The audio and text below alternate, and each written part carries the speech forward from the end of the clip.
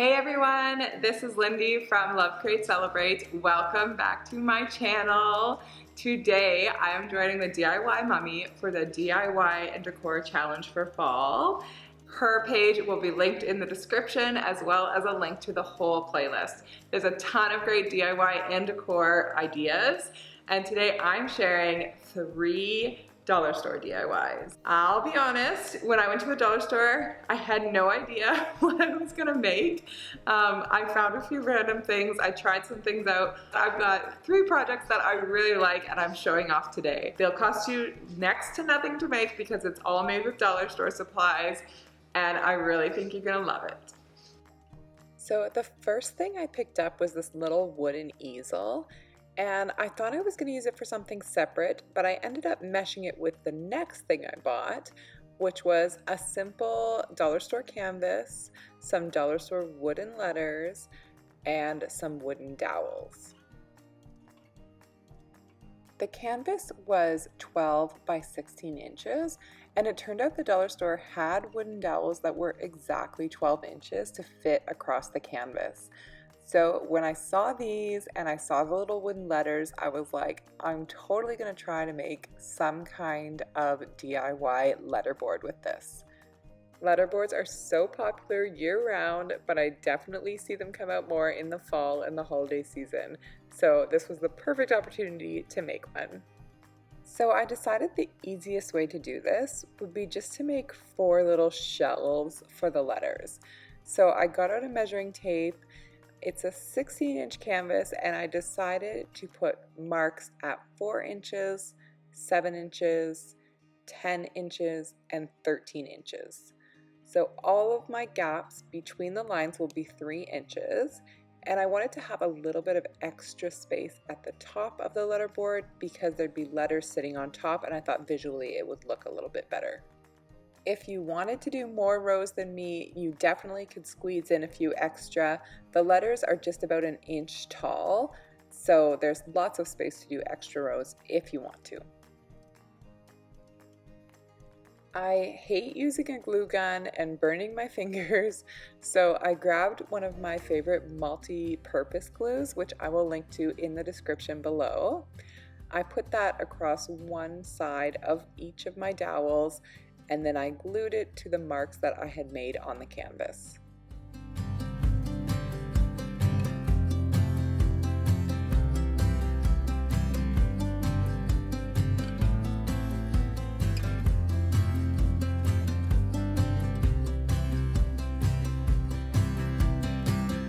I noticed that there was a bit of a bow in the canvas and the dowels weren't perfectly flat when they were glued on, so I just put the letter box underneath the canvas, which was the exact width of the canvas, and this way I had something to push down against to make sure that my dowels were sitting flat on the canvas. Next, I used a matte black spray paint to spray paint the entire canvas and the dowels together. It took about 3 coats of paint, and I had to be sure to do all the sides from all the different angles to get a good coat. And then the final step was to go back to that little easel and stain it a new color. I could have left it the wood color it was, but I really love the look of dark walnut, especially against black, so I decided to stain the whole piece.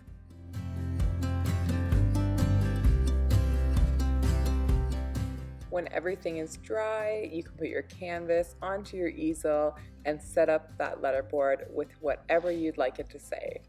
I chose to put a cute little fall phrase, and I love how this DIY turned out. For our second dollar store DIY, I found some simple wooden cubes, and I found some of these flat wooden pumpkins, so I actually bought 4 of them, because I sort of had a plan in mind as soon as I saw them. Step 1 was to take all of the tags off and then bring all of the wooden pieces into the shop. What I wanted to do for this next project was make a cute little raised tray to sit either on my kitchen counters or as the centerpiece on my table. I wanted the tray to be a little bit thick, so what I decided to do was glue together 5 of these little wooden pumpkins.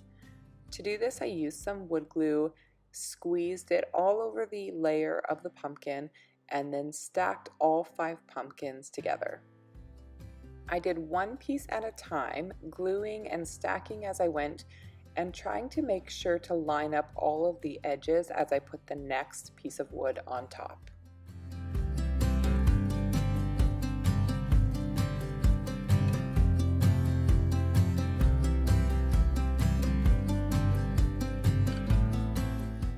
Once all of the pieces were glued together, I used some clamps to hold it tight until everything had set. When I came back, I started by taking off the clamps and then giving everything a quick sand just to make sure that all of the edges were nice and smooth. Next, I grabbed 4 of those little wooden cubes, which I wanted to use as feet so that the tray would sit up off the counter a little bit. I put a little bit of glue under each one of the feet and then clamped the feet to the tray.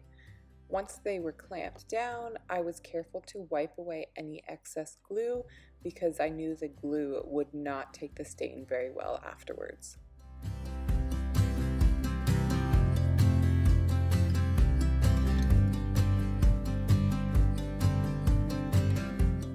Once everything was dry, I removed the clamps and stained my wooden board. I used a dark walnut color again because I love that color and I knew it would be a perfect color for fall. And here is the cute finished tray beside our coffee station in the kitchen. So the third and final DIY project that I did involved 3 little glass vases that I found at the dollar store. I actually wanted to do this with large vases, but apparently my dollar stores don't carry those, so you may have to check the thrift store if you want to use larger vases instead. All that this project involves is spray painting. You want to make sure that you have spray paint that you can put on glass, and you also want to make sure that you're using a primer first, as that will help everything stick to your glass better. I ended up using 3 coats of primer before switching to the white spray paint.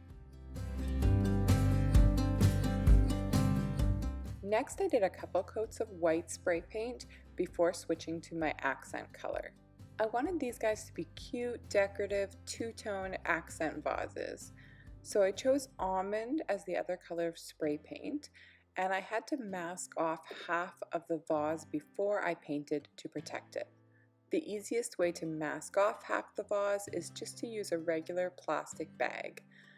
I wrapped the plastic bag approximately where I wanted it to go, and then I used green frog tape around the plastic bag to hold everything and create the shape I wanted.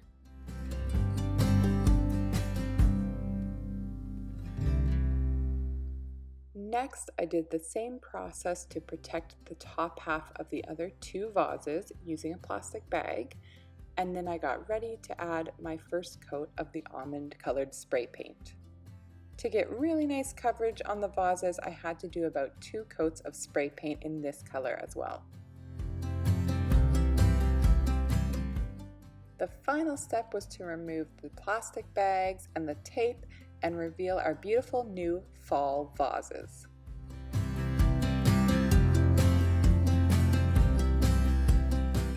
I love how these guys look as a little pair of 3, perfect for any fall vignette.